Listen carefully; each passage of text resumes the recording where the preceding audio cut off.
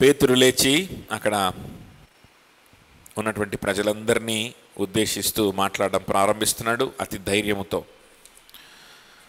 అక్కడున్న యూదుల్ని, అక్కడ ఉన్నటువంటి అనుచరుల్ని కూడా ఆయన అడ్రస్ చేయడం ప్రారంభిస్తూ ఉన్నట్లు మనం చూసాం. యోవేలు గ్రంథం నుంచి ఆయన ఒక వాక్య భాగాన్ని తీసి ఆ వాక్య భాగానికి ఎక్స్పోజిషన్ చేస్తున్నాడు, ఎక్సిజీసిస్ చేస్తున్నాడు. ఎక్సిజీసిస్ అనే దానికంటే కూడా ఎక్స్పోజిషన్ అనొచ్చు. చూడండి, ఎక్స్పోజిషన్ అని అంటే ఒక వాక్య భాగం యొక్క అర్థం, ఆ వాక్య భాగం యొక్క లిటరరీ అర్థం అంటే ఆ వాక్యం యొక్క అంటే భాషాపరంగా దాని అర్థం ఏంటి అనేటువంటిది పూర్తిగా బయటికి తీయడాన్ని ఎక్సిజీసిస్ అంటారు. ఏమంటారు అంటే ఒక్కొక్క పదానికి అర్థం ఏంటి ఏంటనేది దాన్ని ఎక్సిజీసిస్ అంటారు.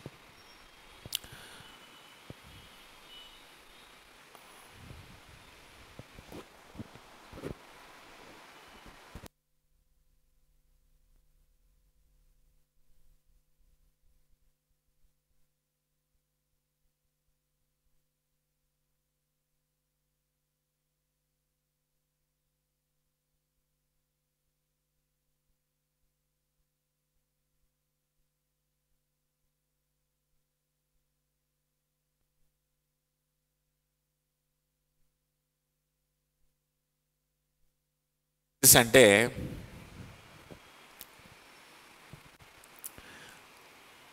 ఆ పదాల యొక్క అర్థం, రాయబడినటువంటి వాక్య భాగంలో ఉన్న పదాలు, ఆ పదాల వెనకాల అర్థం ఏంటి అనేటువంటి దాన్ని ఏ భాషలో రాస్తే ఆ భాషలోకి వెళ్ళి అర్థమవుతుందా, ఆ లిటరేచర్ దాన్ని బయటికి తీసుకురాని ఎక్సిజీసిస్ అంటారు. ఓకే, ఇవి థియలాజికల్ పదాలు, తెలుగులోకి ఇంకా రాలా. ఓకేనా. ఎక్స్పోజిషన్ అంటే ఏంటంటే ఇప్పుడు మనం ఆదివారం అలానే గురువారం చేసుకునే దాన్ని ఎక్స్పోజిషన్ అంటారు. అంటే ఎక్సిజీసిస్ చేసి అందులో నుంచి అర్థాన్ని, ఆ పదాల్లో నుంచి అర్థాన్ని బయటికి లాగేసి దాన్ని ప్రజలకు అర్థమయ్యేలాగా, వాళ్ళకు ఉపయోగపడేలాగా అన్వయించి చెప్పడాన్ని ఏమంటారంటే ఎక్స్పోజిషన్ అంటారు. లేకపోతే ఆ ఎక్సిజీసిస్ చేసి అంటే ఆ అర్థాన్ని మొత్తం లాగి ముందున్నటువంటి ప్రజల్ని ఆ కాలంలోకి, ఆ స్థలంలోకి, ఆ సందర్భంలోకి, ఆ కాంటెక్స్ట్లోకి తీసుకెళ్ళిపోయి ట్రాన్స్పోర్ట్ చేసి తీసుకెళ్ళిపోయి అక్కడ కూర్చోబెట్టి ఆ సీన్ అంతా చూపించాలి. దాన్ని ఏమంటారంటే ఎక్స్పోజిషన్ అంటారు. ఏమంటారు దాన్ని? ఎక్స్పోజిటరీ ప్రీచింగ్ అంటారు అన్నమాట. వివరణాత్మక ప్రసంగము అంటారు తెలుగులో. సో అదే మనం ఆదివారం చేసేది ఇక్కడ. అంతేగాని నాకేదో ఒక పురుగు తొలిస్తే ఆ తొలిచిన పురుగు గురించి ఇప్పుడు దీనికి నా ఆలోచనలకి ఏం జత చేయాలని చెప్పి ఆ వాక్యం ఈ వాక్యం జత చేసి మొత్తాన్ని కలిపేసేసి ఒక ప్రసంగం చేసేసి చేయడం కాదు. అర్థమవుతుందా? దీన్ని ఎక్స్పోజిషన్ అంటారు. అంటే వచనం వెంబడి వచనం. ఇందులో నేను నా సొంత ఇరికించడానికి లేదు, తీసేయడానికి లేదు. ఎందుకంటే మొత్తం ఒక ఫ్లోలో ఉంటుంది. ఏమన్నా ఇరికిచ్చాననుకో పట్టుబడిపోతాను. ఏమవుతాను? ఎందుకంటే మొత్తం ఫ్లోలో ఉంటుంది. ఫ్లో తప్పిద్ది అనమాట. ఇది ఫ్లో తప్పుతుందంటే నేను పట్టుబడిపోతాను. కాబట్టి నా సొంత ఇక్కడ ఇరికించడానికి అవకాశమే లేదు. అర్థమవుతుందా? సో దీన్ని ఎక్స్పోజిటరీ ప్రీచింగ్ అంటారు. పూర్వం వాక్యానుసారమైనటువంటి సంఘాలన్నింటిలో కూడా ఈ ప్రీచింగ్ని మాత్రమే ఫాలో అయ్యేవాళ్ళు. ఎట్టబడితేట చెప్పేవాళ్ళు కాదు. ఎందుకంటే నమ్మకంగా దేవుని వాక్యాన్ని ఉన్నట్లుగా వచనం వెంబడి వచనం ప్రజల్లోకి తీసుకెళ్లాలనేటువంటి ఉద్దేశంతో పెద్దలు, వాక్యానుసారమైన సంఘాలు పూర్వం అందరూ ఇదే ఫాలో అయ్యేవాళ్ళు. ఇప్పుడు మోడర్న్ ఏరాలో ఇష్టం వచ్చినట్లుగా చెప్పడం ప్రారంభిస్తున్నారు. అంటే ఇట్లా వచనం వెంబడి వచనం చెప్పడం అందరూ తప్పుడు బోధకులు నేను అనట్లేదు. ఒక వాక్య భాగాన్ని తీసుకొని దాన్ని వచనం వెంబడి వచనం చెప్పేవాళ్ళు ఉండొచ్చు. అలా కాకుండా ఒక థాట్, ఒక ఫిలాసఫీ, ఈరోజు ఇదిగో ఈ టాపిక్ అని చెప్పి ఇష్టానుసారంగా బైబిల్లో ఉన్నది లేని తీసుకొచ్చి దానికి కలిపేసి చెప్పేస్తుంటారు కదా, అలాంటి వ్యక్తుల దగ్గర మాత్రం జాగ్రత్తగా ఉండాలి. సో ఇక్కడ పేతురు ఏం చేస్తున్నాడంటే, పరిశుద్ధాత్మతో నింపబడిన పేతురు పరిశుద్ధాత్మతో నింపబడ్డాడు కదా, లేచాడు కదా, పరిశుద్ధాత్మ భాషావరం ఇస్తే భాషావరాన్ని కూడా పొందుకున్నాడు కదా. ఈయన భాషలో ఈయన మాట్లాడుతుంటే అందరికీ వాడి భాషలో వాడికి వినిపిస్తుంది. అంత అద్భుతం జరుగుతుంది కదా. ఇంత అద్భుతంగా పరిశుద్ధాత్మ దేవుడు నిండినప్పుడు కూడా పేతురు సొంత మాటలు మాట్లాడలేదు. యోవేలు గ్రంథాన్ని ఓపెన్ చేశాడు. ఏం ఓపెన్ చేశాడు? ఇప్పుడు ఫ్యాషన్ అయిపోయిందనమాట. ఇప్పుడు ఫ్యాషన్ అయిపోయి పరిశుద్ధాత్మ అండి, నాకు బైబిల్తో పని లేదు, పరిశుద్ధాత్మ దేవుడు నాకు ఆ తలంపులు ఇస్తాడు, ఆ తలంపుల్ని పంచుకుంటాను. నీ తలంపులు ఎవడికి కావాలి? బోడి తలంపులు. ఈ తలంపులు బ్యాచ్ ఉంటుంది కదా, నీ తలంపులు ఎవడికి కావాలి? తలంపులు నాకు అర్థం కాలేదు. పులిహార్ల తాలింపులాగా తలంపులేంది?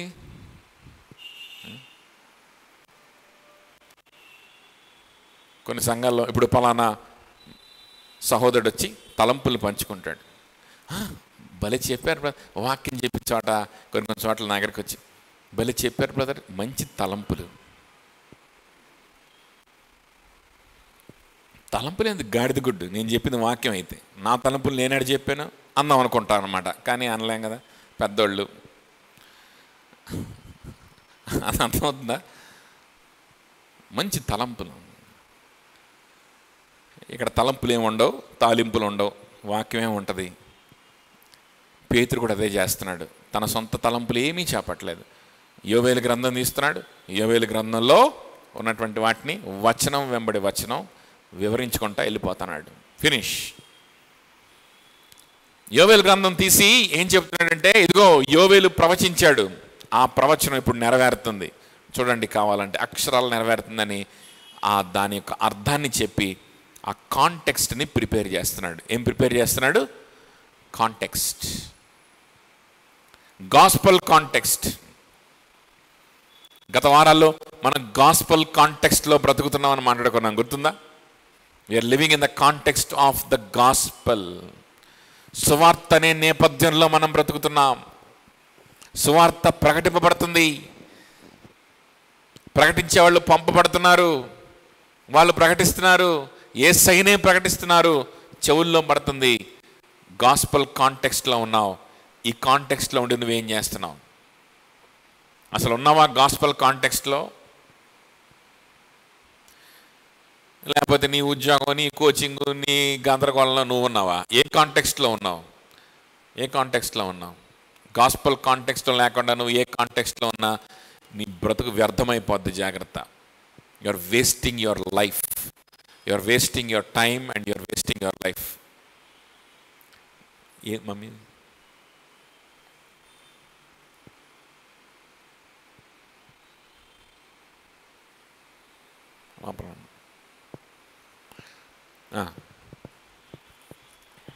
చూడండి, లైఫ్ వేస్ట్ అయిపోయినట్టే, అర్థమవుతుందా?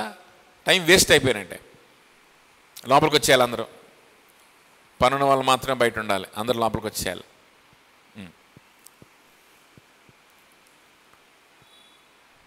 Baby ready go out side, SIT. చూడండి, కాంటెక్స్ట్ని సెట్ చేస్తున్నాడు, గాస్పల్ కాంటెక్స్ట్ని సెట్ చేస్తున్నాడు. అర్థమవుతుందా? ఆ గాస్పల్ కాంటెక్స్ట్ మనం బ్రతుకుతున్నాం అనేటువంటి విషయాన్ని అక్కడ ఉన్నటువంటి ప్రజలందరికీ తెలియజేస్తున్నాడు, వాళ్ళందరికీ తెలియజేస్తున్నాడు. ఈ కాంటెక్స్ట్ ఎప్పుడు బిగిన్ అయింది? యోవేలు ప్రవచించిన దగ్గర నుంచే బిగిన్ అయింది. అసలు మనం బ్రతుకుతుందే గాస్పల్ కాంటెక్స్ట్లో. యోవేలు ప్రవచించిన దగ్గర నుంచి మాత్రమే కాదు, ఏదేను వనంలో ఆదాము వాళ్ళు పాపం చేసిన దగ్గర నుంచి అక్కడ దేవుడు వాళ్ళకి ప్రవచనం చేశాడు. ప్రోటో గాస్పల్ అంటారనమాట. మొట్టమొదటి గాస్పల్ ఏంటంటే, స్త్రీ సంతానము ఈ సాతాను సర్పం యొక్క తలని చితగొడుతుంది అని చెప్పి సువార్త ప్రకటించాడు. అక్కడ దేవుడు మొట్టమొదటిసారి సువార్త ప్రకటించాడు. మొట్టమొదటిసారి సువార్త ప్రకటించి ఆదాము అవల్ని రక్షించాడు. వాళ్ళు విశ్వాసం చూపించారు. అవునా ప్రభా, తప్పైపోయిందయ్యా, మేము పాపం చేశాం, మేము శిక్షకు అర్హులము, మేము మరణానికి అర్హులము, నువ్వు ఇచ్చినటువంటి మహిమను కోల్పోయాం, నువ్వు ఇచ్చిన నిత్య జీవాన్ని కోల్పోయాం ప్రభా, ఏదైనా వనాన్ని కోల్పోయాం ప్రభా, సరే ఎన్ని కోల్పోతే కోల్పోయాం, కానీ నిన్ను మాత్రం కోల్పోకూడదు, నీతో మాత్రం మేము కలిసి ఉండాలయ్యా. ఇవన్నీ పోతే పోయి నువ్వు మాత్రం మాకు దూరం అయిపోకూడదు ప్రభా, ఏం చేయాలో చెప్పయ్యా అని అంటే, అప్పుడు ప్రభు అన్నాడు, స్త్రీ సంతానము ఈ సర్పం యొక్క తలని చితగ్గొడుతుంది.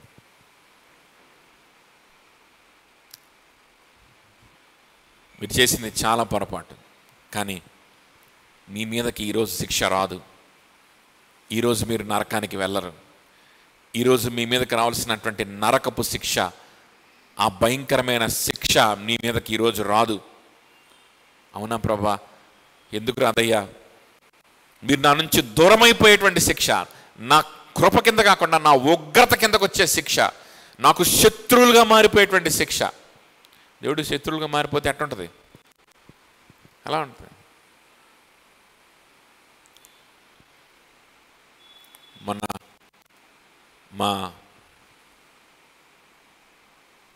ఏరియాలో అక్కడ ఒక మెడికల్ క్యాంప్ కండక్ట్ చేస్తూ ఉంటే డెంగ్యూలు ఎక్కువైపోయి అక్కడ మా వర్కర్ ఒకళ్ళు అంటున్నాడు అనమాట, ఏంటండి ఎండ మా మీద కక్ష కట్టింది అంటున్నాడు.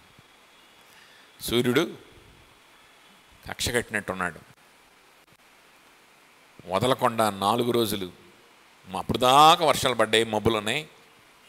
ఎప్పుడైతే వాళ్ళు క్యాంప్ పెట్టుకున్నారో పాపం ఎండ మాడిపోతుందన్నమాట. ఆ మీద సూర్యుడు ఏం చేశాడు? సూర్యుడు కక్ష కడితేనే మాడి మశానం అవుతావు, ఎండ దెబ్బబడి సెలైన్ లెక్కించుకుంటావు. సూర్యుడు కక్ష కడితే, దేవుడు కక్ష కడితే, ఆ సూర్యుడిని సృష్టించినటువంటి దేవుడు కక్ష కడితే, అట్లాంటి సూర్యుల్ని ఇసుక రేణువుల్లాగా సృష్టించి ఊరకట్టి ఇసిరేశాడు విశ్వంలో. ఆ దేవుడు నీకు విరోధి అయితే ఏం పరిస్థితి పడుతుంది మనకి ఒకసారి ఆలోచించేయండి. ఎలాంటి పరిస్థితి వస్తుందో యేసుక్రీస్తు సిలువను చూస్తే అర్థమవుతుంది. ఆయన పడినటువంటి వేదన, ఆయన పడినటువంటి బాధ, అవమానం చూస్తే అర్థమవుతుంది. అది దేవుడు విరోధమైతే వచ్చేటువంటి శిక్ష. అయితే ఆ శిక్ష ఆ రోజు ఆదాముకు అవ్వకి దేవుడు వేయలేదు. నేను వేయదలుచుకోవట్లేదు ఇప్పుడు. అవునా ప్రభా, మరి ఆ శిక్ష, మరి నువ్వు న్యాయమైన వాడివి కదా, నువ్వు ధర్మమైన వాడివి కదా, నువ్వు నీతిమంతుడివి కదా, మరి తప్పు చేసినప్పుడు శిక్ష విధించకుండా నువ్వు ఎలా ఉంటావు? చూసి చూడనట్లుగా నువ్వు వదిలేయడానికి నువ్వేమన్నా మాలాంటి వాడివా? నువ్వు నీతిమంతుడివి కదా ప్రభా, అది ఎట్లా కుదురుద్దు ప్రభా అని అంటే, నిజమే, వదిలే ప్రసక్తే లేదు. మరి ఎప్పుడు వేస్తావు ప్రభా శిక్ష? తర్వాత వేస్తావా? 100 ఏళ్ళ తర్వాత? నేను చచ్చిపోయిన తర్వాత వేస్తావా? మీరు చచ్చిపోయిన తర్వాత కూడా అయిను. మరి ఎప్పుడు వేస్తావు ప్రభా? 1000 ఏళ్ళు, 1,00,000 ఏళ్ళ తర్వాత వేస్తావా? అప్పుడు కూడా అయిను. మనకి ఎప్పుడు వేస్తావు మాకు ఆ శిక్ష? మీకు ఆ శిక్ష అయిను, మిమ్మల్ని పరలోక రాజ్యానికి తీసుకెళ్తాను. ఈ ఏదైనా వనం నుంచి నేను ఈరోజు మిమ్మల్ని తరిమేస్తున్నాను కదా, ఒకరోజు పరలోక రాజ్యానికి మళ్ళా మిమ్మల్ని తీసుకెళ్తాను. అవునా? ఎలా సాధ్యం ఇది అని అంటే, నా కుమారుడు, దేవుని కుమారుడు స్త్రీ సంతానముగా మారి మీకోసం తగ్గించుకొని మీకోసం దిగి వస్తాడు. ఆయన శరీరం మీద నా కక్షంతా తీర్చుకుంటాను. ఎవరైనా? నా సొంత కుమారుడు, నా ద్వితీయ కుమారుడు, నాతో సమానుడు, నేను ఆయన ఒక్కటే. అర్థమవుతుందా? ఆయన శరీరం మీదనే నా ఉగ్రతంతా కుమ్మరిస్తాను, నా ఉగ్రతంతా కుమ్మరిస్తాను అనంటే, ఆదాము అవ్వలు ఆ రోజున ఆయనకి సాగిలపడి, ప్రభా ఇంత గొప్ప త్యాగం, ఇంత గొప్ప ప్రేమ మా పట్ల చూపించడానికి మేము ఏ పాటి వారం ప్రభా?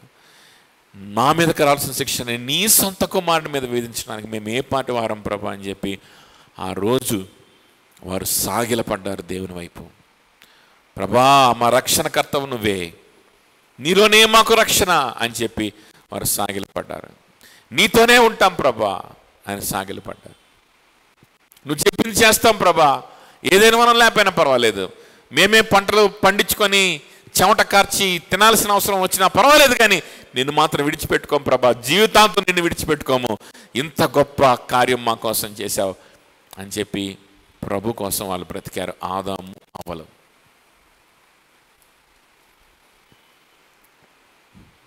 మరి సంతానంలో ఒకడు తప్పాడు, కానీ ఇంకొకడు మాత్రం దేవుని కోసం బ్రతికాడు, చనిపోయాడు. ఆ తర్వాత వారి సంతానంలో ఇంకొక వ్యక్తి వచ్చాడు, సేతు అనేటువంటి వ్యక్తి.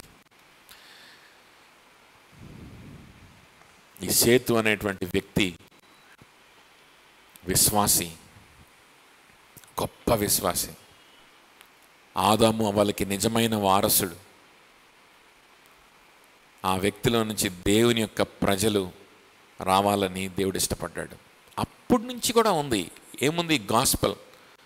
ఆదాము అవ్వల దగ్గర నుంచి సేతుకు వచ్చింది గాస్పల్, సేతు దగ్గర నుంచి నోవాకు వచ్చింది, నోవా దగ్గర నుంచి అబ్రహాంకి వచ్చింది, అబ్రహాం దగ్గర నుంచి దావీదుకు వచ్చింది, యోవేలుకు వచ్చింది. యోవేలు చెప్పిన దాన్నే మళ్ళా పేతురు చెప్తున్నాడు. ఇదే బైబిల్ మొత్తం ఉన్నది, ఇదే. ఇంతకు మించి ఇంకా వ్యవహారాలు ఏం లేవు బైబిల్లో. అర్థమవుతుందా? బైబిల్ మొత్తం ఉన్నది ఇదే.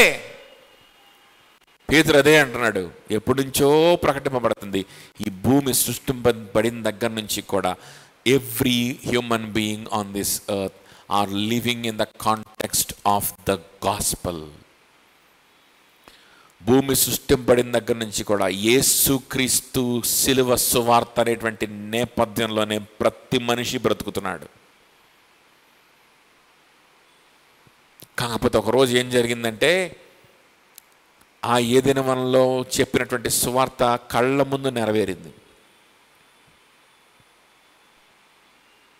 నెరవేరక ముందు సువార్త అదే, నెరవేరిన తర్వాత సువార్త అదే. నెరవేరక ముందు రాబోతున్నాడు, ఆయన తీసుకుంటాడంట మన పాపం అంతా, అదిగో లోక పాపములు మోసుకొని పో గొర్రెపిల్ల రాబోతున్నాడు అని విశ్వసించారు. ఆయన వచ్చి భూమి మీద ఉన్నప్పుడేమో బాప్టిజం ఇచ్చి యోహాను, అదిగో ఆయనేరా నాయన ఆయనే అని చెప్పి చూపించి లోక పాపములు మోసుకొని పో గొర్రెపిల్ల అని విశ్వసించారు. ఈరోజు ఆయన మరణించి మూడో దినాన సజీవుడిగా తిరిగి లేచి పరలోక రాజ్యానికి ఎక్కిపోయిన తర్వాత వెనకాల ఉన్నటువంటి ఆయన చరిత్రను చూసి, అదిగో ఆ రోజు నీ కోసం తగ్గించుకొని, నీ కోసం దిగి వచ్చి, నీ కోసం మరణించి తిరిగి లేచిన యేసయ్య ఇంకా సజీవుడిగా ఉన్నాడు. ఆయన మరలా రాబోతున్నాడు, ఆయన మరలా రాబోతున్నాడు. కాబట్టి ఆయన మీద విశ్వాసం ఉంచుతాం. We are living the whole humanity, the whole human, మానవ చరిత్ర అంతా కూడా ఈ యొక్క సువార్త అనేటువంటి నేపథ్యం మీద నడుస్తుంది. It's the most important thing you have to live in. రోజులు బాగాలేవండి, కరువులు వస్తాయంటండి, కరోనా వస్తుందంటండి, పాండమిక్స్ వస్తాయంటండి, లేకపోతే ఆర్థిక మాంద్యం వస్తుందంటండి. మన రోజులు బాగలేవు. మనం ఇప్పుడు ఆలోచించాల్సింది డబ్బుల గురించి, ఇప్పుడు ఆలోచించాల్సింది కెరియర్ గురించి.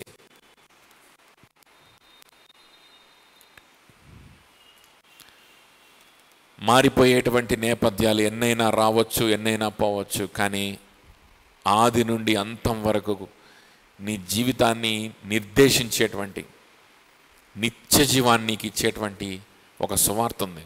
ఆ సువార్త కోసం బ్రతుకుతున్నావా? దానికోసం ఆలోచిస్తున్నావా? అసలు ఏదో ఆదివారం వచ్చినప్పుడు, ఏదో ఇబ్బంది వచ్చినప్పుడు దాని నుంచి ఆలోచిస్తున్నావా? ఆ నేపథ్యాన్ని మళ్ళా తీసుకొచ్చేస్తున్నాడు పేతురు, బలంగా తీసుకొస్తాడు. ఇదివరకు ఎన్నడూ లేని రీతిగా, బలమైన రీతిగా పేతురు ప్రజలకు జ్ఞాపకం చేస్తున్నాడు. ప్రజలారా, ప్రతి ప్రజలకి నేను మాట్లాడుతున్నా, ప్రతి దేశస్తులతో నేను మాట్లాడుతున్నా, ప్రతి భాషలో మాట్లాడే వాళ్ళతో నేను మాట్లాడుతున్నాను. అందరూ వినండి, మీ అందరి కోసం సువార్త అనేటువంటిది ఉంది. మీరందరూ కూడా ఆలోచించాల్సింది, మీ ఫోకస్ అంతా పెట్టాల్సింది సువార్త మీదే. యోవేలు చెప్పింది దీని గురించే. యోవేలు దాకా ఉన్నటువంటి విషయాన్ని యోవేలు చెప్పాడు, తర్వాత కూడా జరగబోయే విషయాన్ని చెప్పాడు. ఇప్పుడు ఆయన చెప్పింది నెరవేరుతుంది. సో యోవేలు ఏం చెప్పాడు చూద్దాం, చూడండి 17వ వచనం నుంచి. 2:17 అంత్య దినములందు నేను మనుషులందరి మీద నా ఆత్మను కుమ్మరించెదను, మీ కుమారులను మీ కుమార్తెలను ప్రవచించెదరు, మీ యవ్వనులకు దర్శనములు కలుగును, మీ వృద్ధులు కళ్ళకందరూ. ఇవన్నీ కూడా ప్రవచనం అనేటువంటి దాని గురించి వివరించబడినటువంటి వివరణ వాక్యాలను మనం మాట్లాడుకున్నాం, గుర్తుంది కదా. ఇవన్నీ కూడా ఒకదాని గురించే. అంటే కళ్ళగంటే వాడు ప్రవచిస్తాడు, ఇంకేంటి దర్శనాలు వచ్చినవాడు కూడా ప్రవచిస్తాడు ఆ దర్శనాన్ని బట్టి. ఇవన్నీ ప్రవచనానికి ఉపయోగపడేటువంటి విషయాలు. మరి ఈ కళ ఎక్కడ, నాకు కళ రావాలి, నా దర్శనం ఏడొచ్చింది, ఎవడికి దర్శనం వచ్చింది పోని అని, ఈ దర్శనం ఎక్కడ ఉంటాయి, ఈ కళ్ళు ఎక్కడి నుంచి వస్తాయి అని చెప్పి ఎదురు చూడమని కాదు. ఇవన్నీ ప్రవచనానికి ఉపయోగపడేవి. కళ్ళగని ప్రవచనాలు చేసిన వాళ్ళు ఉన్నారు, దర్శనాలు కలిగి ప్రవచనాలు చేసిన వాళ్ళు ఇదివరకు ఉన్నారు. కానీ ఇప్పుడు నాకు వచ్చిన కళని చెప్పదలుచుకోవట్లా, నాకు వచ్చిన దర్శనాన్ని చెప్పదలుచుకోవట్లా. యోవేలు గ్రంథం 2వ అధ్యాయం తీయమని చెప్తున్నాడు. అదవుతుందా? పేతురు ఏం చెప్తున్నాడు? పేతురు ఎలా మాట్లాడుతున్నాడు? తీయండి యోవేలు గ్రంథం 2వ అధ్యాయం అన్నాడు. ఆ తర్వాత నెక్స్ట్ పారాగ్రాఫ్ తీయండి 96వ కీర్తన అంటాడు. ఆ తర్వాత నెక్స్ట్ పారాగ్రాఫ్లో తీయండి 119వ కీర్తన తీయండి అంటాడు. అదవుతుందా? ఎక్స్పోజిషన్ మేము మాడుకున్నాం కదా, ఎక్స్పోజిషన్ అదే ప్రవచనం. ప్రవచనం ఈ రూపంలో ఉంది. ఇంకా దేవుని వాక్యం ఇవ్వబడింది, పూర్తిగా ఇచ్చేయబడింది. దేవుడు మానవాళికి బయలుపరచదలుచుకున్నటువంటి మాటలన్నీ బయలుపరిచేశాడు. ఇక దర్శనాలు కళలు ప్రత్యేకమైనటువంటి మాటలు ఏమీ కూడా అవసరం లేదు, మొత్తం ఇందులో ఉన్నాయి ఈ పుస్తకంలో. ఆ రోజు పేతురే చెప్పాడు ఆ మాట. ఆ తర్వాత ఇంకా కొన్ని గ్రంథాలు యాడ్ చేయబడ్డాయి, కొత్త నిబంధన గ్రంథం ఏర్పడింది. అపోస్తలు పౌలు అపోస్తలు వీళ్ళందరూ రాశారు, కంప్లీట్ చేశారు. ఇప్పటికీ దర్శనాల గురించి కళ్ళ గురించి ఆలోచిస్తూ తాపత్రయపడుతూ ఇచ్చిన మాత్రం సరిగ్గా చదవకుండా తిరిగేటువంటి తెలివి తక్కువ వాళ్ళు చాలామంది ఉన్నారు. తెలివి తక్కువ వాళ్ళే కదా, మరి అది తెలివి తక్కువతనమే కదా. ఇచ్చిన మాటల్ని ఆల్రెడీ రాసిచ్చిన మాటల్ని చదవకుండా, ఓపెన్ చేయకుండా, నాకు కళ రావాలి, నాకు దర్శనం రావాలి, ఆడికి ఏదో దర్శనం వచ్చిందంట, ఆడికి కళ వచ్చిందంట అని వాడిని ఏమనాలిక ఏమనాలి? చూడండి, పరిశుద్ధాత్మ చేత నింపబడిన తర్వాత పేతురు మాట్లాడుతున్న మాటలు ఇవి. అద్భుతం జరుగుతుంది. నాకు ఒక పక్క భాష వేరే విధంగా వినిపిస్తుంది. గంభీరమైనటువంటి ఆ సన్నివేశంలో పరిశుద్ధాత్మ దేవుడు గంభీరంగా ఫుల్ పొటెన్షియల్తో పని చేస్తున్నటువంటి ఆ సమయంలో పౌలుకు దర్శనం రాట్లా, పౌలుకు కళలు రాట్లా, ప్రవచిస్తున్నాడు. ఎలా ప్రవచిస్తున్నాడు? ఆల్రెడీ ఉన్న వాక్యాన్ని తీసి వివరించడం ద్వారా ప్రవచిస్తున్నాడు. అందుకనే పౌలు అన్నాడు, మా పేతురు అన్నాడు, మీ కుమారులు కూడా ఈ పని చేస్తారు, మీ కుమార్తెలు కూడా ఈ పని చేస్తారు. యేసయ్య గురించి చెప్తారు వాళ్ళు. యేసయ్య గురించి లేఖనాల్లో ఏముందో అది వివరిస్తారు. పరిశుద్ధాత్మ దేవుడు వాళ్ళ చేత కూడా మాట్లాడిస్తాడు, అందరి చేత మాట్లాడిస్తాడు. యేసయ్య గురించి చెప్పడానికి ఎవరికి రిస్ట్రిక్షన్ లేదు. యేసయ్య గురించి సాక్ష్యం ఇవ్వడానికి, ఆయన సువార్తని చెప్పి ఒక వ్యక్తిని ప్రభువులోకి నడిపించుకోవడానికి ఎవరికి రెస్ట్రిక్షన్ లేదు. సంఘానికి అధ్యక్షులుగా ఉండి వాక్యం చెప్పడానికి, అడ్మినిస్ట్రేషన్ చేయడానికి, వాక్యం యొక్క అర్థాన్ని అన్వయించడానికి రెస్ట్రిక్షన్స్ ఉన్నాయి. కానీ విన్న వాక్యాన్ని, నేర్చుకున్న వాక్యాన్ని, యేసుక్రీస్తు గురించి ఏముందో అక్కడ స్పష్టంగా అర్థం చేసుకొని యేసయ్య గురించి చెప్పి ఒక వ్యక్తిని ప్రభువులోకి నడిపించడానికి ఎలాంటి రెస్ట్రిక్షన్స్ లేవు, గుర్తుపెట్టుకోండి. ఆ పాత్ర అందరికీ ఇవ్వబడిన పాత్రే. సో కుమారులు, కుమార్తెలు, యవ్వనులు, వృద్ధులని తేడా లేనే అందరూ సువార్తను ప్రకటించేవారిగా పరిశుద్ధాత్మ దేవుడు చేస్తాడు. ఎప్పుడు? అంత్యదినములందు. ఏంటి అంత్యదినములు? ఏంటి అంత్యదినములు అని అంటే, ఆ ఏదైనా వనములో నుంచి చెప్పబడుతున్న సువార్త ఉందే, ఆ సువార్త ఎలా నెరవేరిందో బయలుపరచబడినటువంటి దినాలు అన్నమాట. అప్పుడు దానికి ఎదురు చూస్తున్నారు, మెస్సయ్య ఎప్పుడు వస్తాడు, చెప్పినటువంటి మెస్సయ్య వచ్చి మన పాపాలన్నీ తీసేస్తాడంట. రాబోయే వ్యక్తి మీదే విశ్వాసం ఉంచి రక్షింపడ్డారు, వాళ్ళు మరణించారు. ఇప్పుడు ఆయన వచ్చాడు, వచ్చి ఆ చచ్చిపోయిన వాళ్ళందరి పాపాలు కూడా ఆయన మోస్తా ఉన్నాడు. ఒక్కొక్కడి పాపం అదవుతుందా?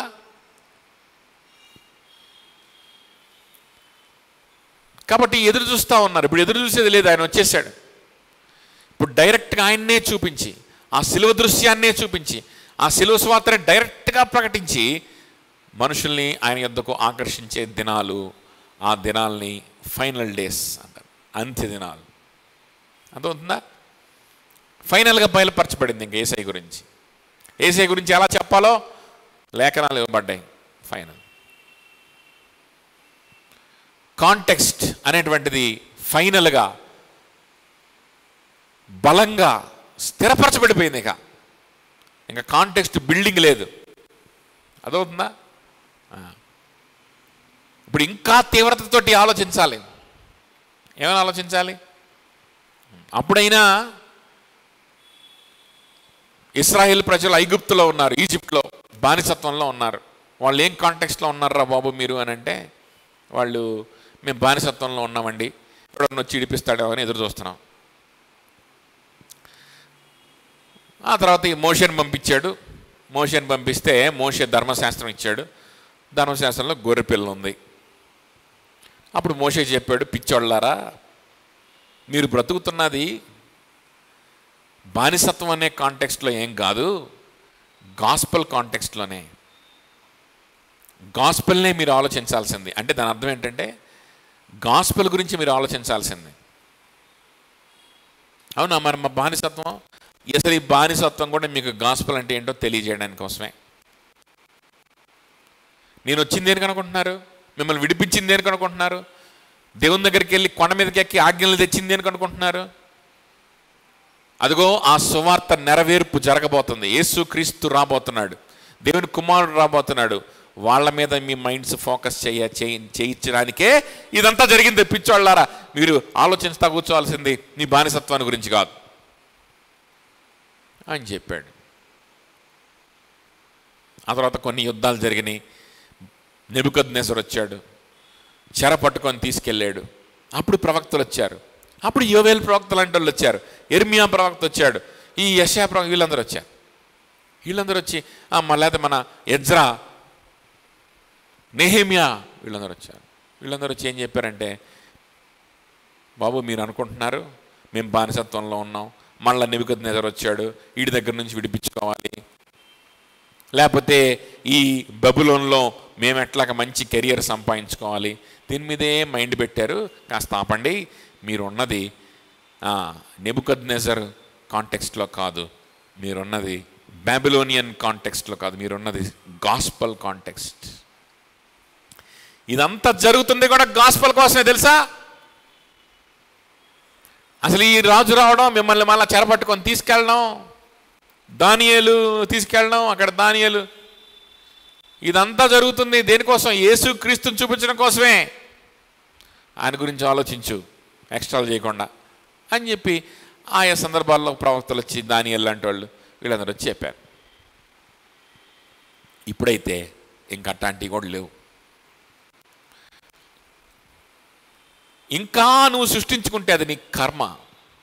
లేదండి, గాస్పెల్ గురించి అంటే ఆలోచించాలని నిజమే కావచ్చు, కానీ దాని గురించి ఇప్పుడు నేను ఆలోచించలేను, నాకు చాలా ఉన్నాయి ఆలోచించాల్సినవి అని అంటే నీ కర్మ. అదవుందా?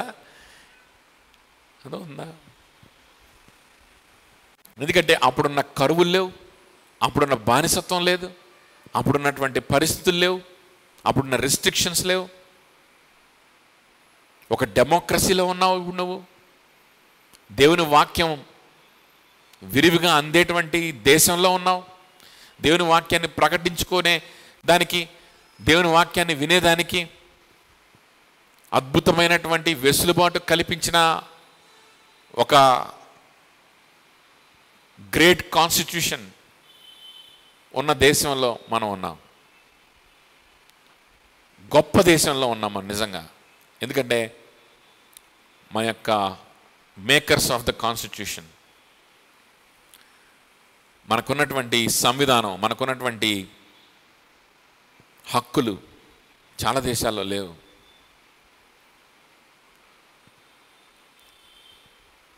ఇంకా నీకు నువ్వు కొన్ని బంధకాల్లో నువ్వు చిక్కుకుపోయేలాగా చేసుకొని, కొన్ని విషయాలు నువ్వు ఇరుక్కుపోయేలాగా చేసుకొని, నేను ఇప్పుడు దీని గురించి ఆలోచించలేను, నేను ఇప్పుడు దీని డబ్బుల గురించి ఆలోచించాలి, ఇప్పుడు నాకు దీని గురించి ఆలోచించాలి అంటే దానికి మనమే బాధ్యులం. ఇందాక నేను చెప్పినట్లుగా ఆ విషయంలో నువ్వు కనుక తగ్గించుకోగలిగితే దేవుడు నేనేం చేస్తాడంట, హెచ్చిస్తాడు. లేదు ప్రభా, I'm living in the gospel context, దీనికంటే నాకు గొప్పది ఏది కూడా లేదు. ఈ సువార్త నా జీవితంలో పనిచేయాలి, నువ్వు నా జీవితంలో పనిచేయాలి, అపవాదిని నేను ఎదిరించాలి, నీ పరిశుద్ధత నేను పొందుకోవాలి, నా బంధకాలని జయించాలి, నాకు ఇదే కావాలి. నేను బ్రతుకుతున్న కాంటెక్స్ట్ ఇదే.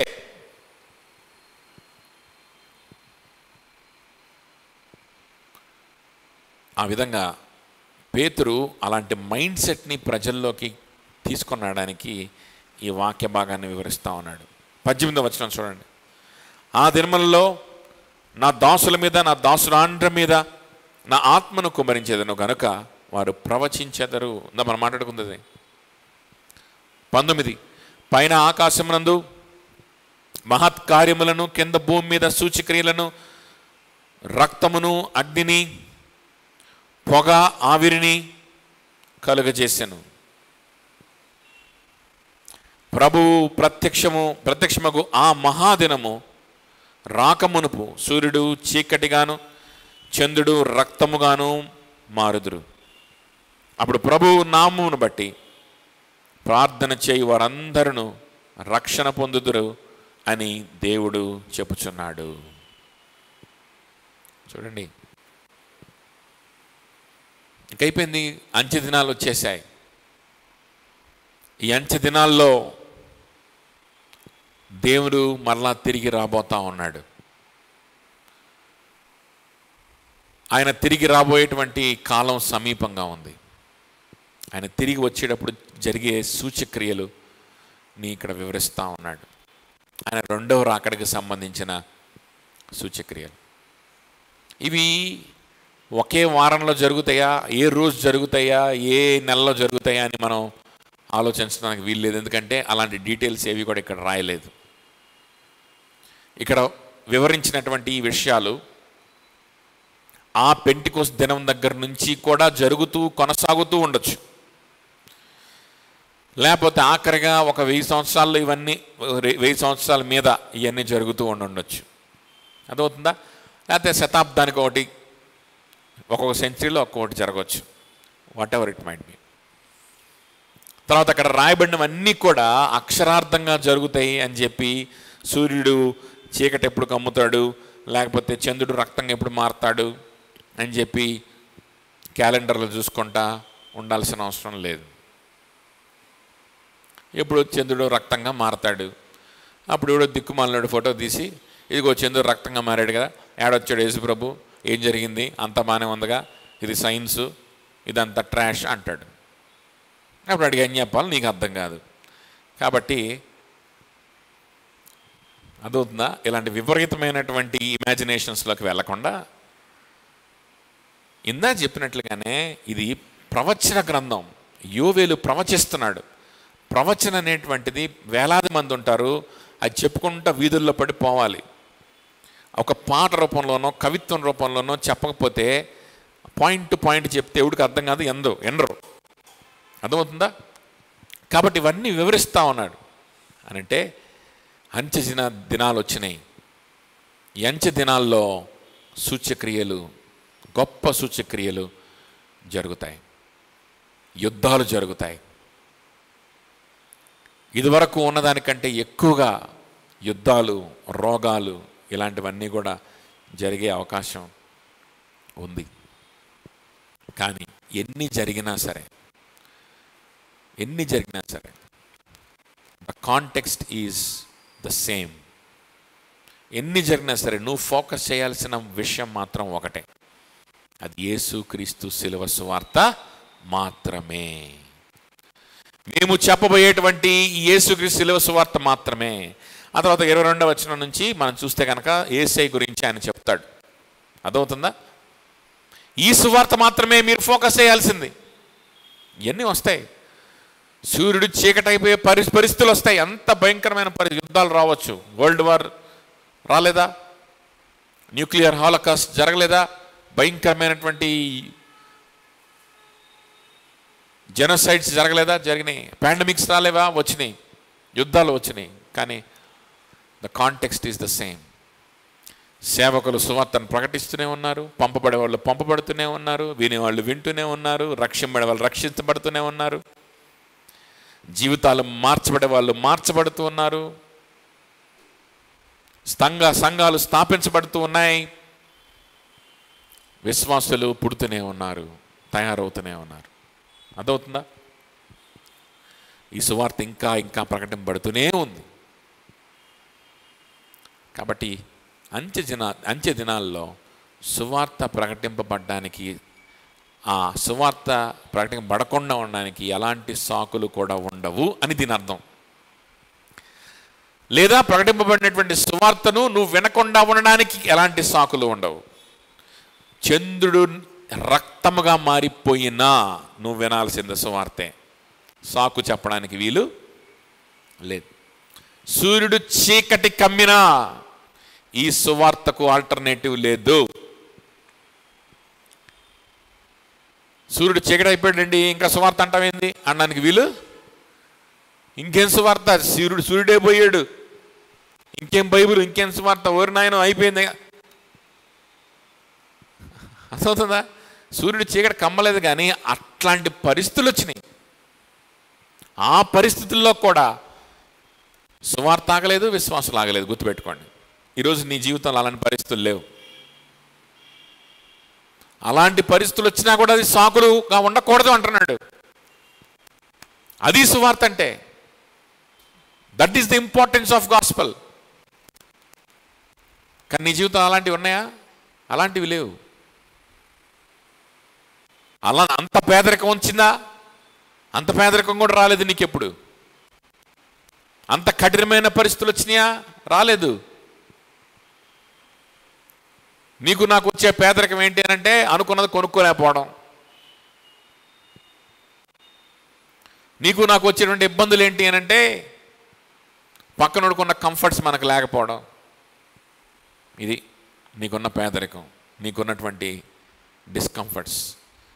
వీటికే నువ్వు సువార్తని పెడచెవిని పెట్టడానికి ప్రయత్నం చేస్తే, దేవుని గురించినటువంటి సువార్తను నీ మనసులో పని చేయనివ్వకుండా చేస్తే, ఇంకా మనకు రావాల్సిన టైటిల్ ఏంటి? యాకోబు పెట్టిన టైటిలేగా. అదవుతుందా? చూడండి. అప్పుడు ప్రభు నామం బట్టి ప్రార్థన చేయి వారందరూ రక్షణ పొందుతారని దేవుడు చెప్పుచున్నాడు. ఇదే మనం యాకోబు రాసిన పత్రికలో చూసాం. ఏ పరిస్థితులు వచ్చినా, భూమి తల్లకిందులైనా, సూర్యుడు ఉన్నట్టుండి చీకటిగా మారిపోయినా, చంద్రుడు రక్తవర్ణం అయిపోయినా, అల్లాకల్లోలం జరుగుతున్నప్పటికీ కూడా ఆయన మీద విశ్వాసం ఉంచి ఆయన వైపు చూచి మొరపెట్టే వాళ్ళు కొంతమంది ఉంటారు. వాళ్ళు సాకులు చెప్పరు. అయ్యో నాకు పేదరికం, అయ్యో నాకు డబ్బులు అవసరం, అయ్యో నాకు ఉద్యోగం అవసరం, ఆ సమస్యలు నేను వెళ్ళాల్సిందే, నేను కోచింగ్కి వెళ్ళాల్సిందే, నేను క్లాస్కి వెళ్ళాల్సిందే, నేను అది చేయాల్సిందే, నేను ఇది చేయాల్సిందే.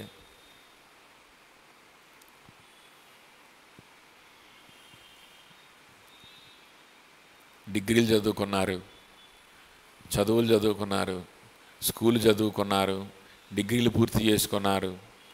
మళ్ళా కోచింగ్ సెంటర్లో వాడు 8th క్లాస్ సిలబస్ చదువుతాడు.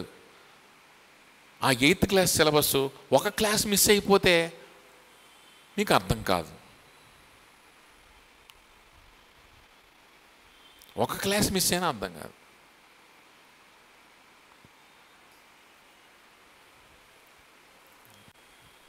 అర్థమవుతుందా? పోనీ తెగ చదివి తెగ ఏమన్నా ఉద్యోగాలు తెచ్చుకొని తెగ క్వాలిఫై అవుతున్నావా అంటే అది ఉండదు.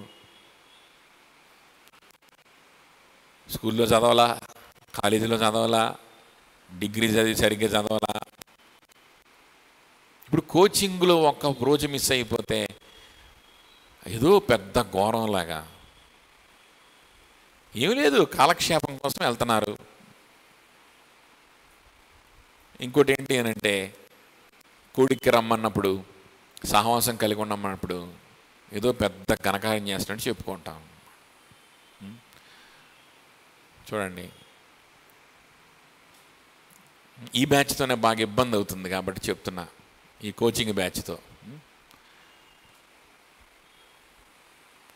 దేవునిలో ఎదిగేటువంటి వయసు ఇది. ఈరోజు ఇంట్లో సండే స్కూల్ జరుగుతూ ఉంది. ఆదివారం 7వ తరగతి నుంచి 6వ తరగతి నుంచి సువార్తను శ్రద్ధగా విని చెప్పింది మరలా వాళ్ళు జ్ఞాపకం పెట్టుకొని వివరించి డౌట్లు అడిగి ప్రభువులో ఎదిగేటువంటి ప్రక్రియ మనం చూస్తున్నాం. ఎప్పటి నుంచి?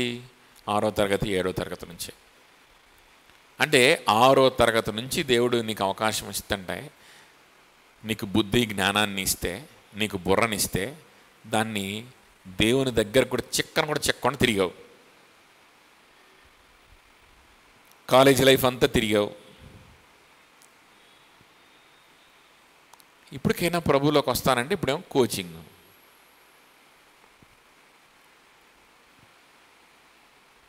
అదొందా? తల్లిదండ్రులు కూడా గమనించాలి, కొంచెం ఆలోచన ఉండాలి. పెళ్లి వయసుకు వచ్చినటువంటి ఆడపిల్లలకి ప్రభువులో ఎదుగుతున్నారా?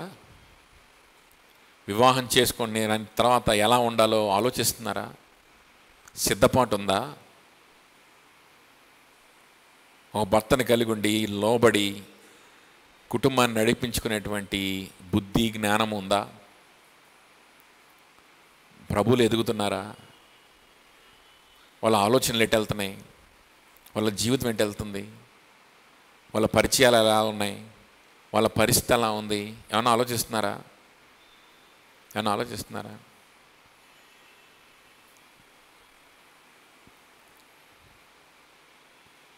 బలవంతాన కోచింగ్కో లేకపోతే ఇంకో దానికో తరిమి ఇప్పుడు అర్జెంటుగా ఉద్యోగం తెచ్చుకొని డబ్బులు తెస్తారమని చెప్పడం అవసరమా? ప్రభువులో బలపడుతున్నారని ఆలోచిస్తున్నారా కనీసం? సరే, పంపిస్తే పంపించండి, తప్పలేదు. కానీ ప్రభువులో బలపడుతున్నారని ఒక్క ఆలోచన ఉందా? ఎలాంటి కుటుంబాలు ఉంటాయి అనుకుంటున్నారు వాళ్ళకి రేపొద్దున ప్రభువులో ఉండకపోతే? ఎలాంటి కుటుంబాలు ఉంటాయి అనుకుంటున్నారు? వాళ్ళ బిడ్డలు ఎలా పెరుగుతారనుకుంటున్నారు? ఏదో ఒక ఉద్యోగం తెచ్చుకొని, ఒక గవర్నమెంట్ ఉద్యోగం తెచ్చుకొని ఒక 50,000 సంపాదిస్తే అన్నీ సెట్ అయిపోతాయి అనుకుంటున్నారా? వాళ్ళ కుటుంబ జీవితం, వాళ్ళ దాంపత్య జీవితం, వాళ్ళ పిల్లలు అందరూ పవిత్రంగా బతికేస్తారనుకుంటున్నారా?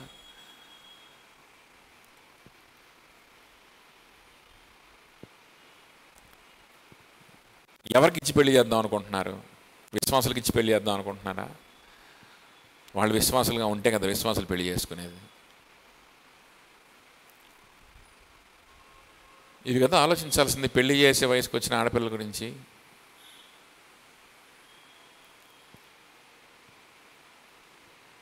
చూడండి, you're living in the context of gospel. సువార్త నేపథ్యంలో బ్రతుకుతున్నారు. సువార్త నేపథ్యంలో మనందరం బ్రతకాలి, మన బిడ్డల్ని కూడా పెంచాలి.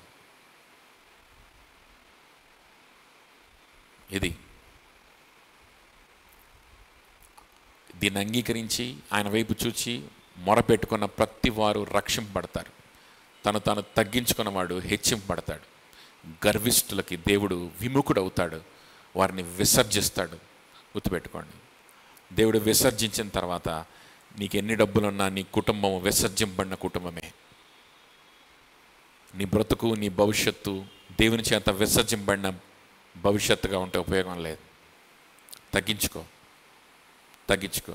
ప్రభా, ఇవన్నీ కాదు, నా ఆలోచనలు కాదు, నీ ఆలోచనలు నెరవేరాలి. నా జీవితంలో, నా బిడ్డల జీవితంలో, నా కుటుంబం జీవితంలో నీ ఆలోచనలు నెరవేరాలి.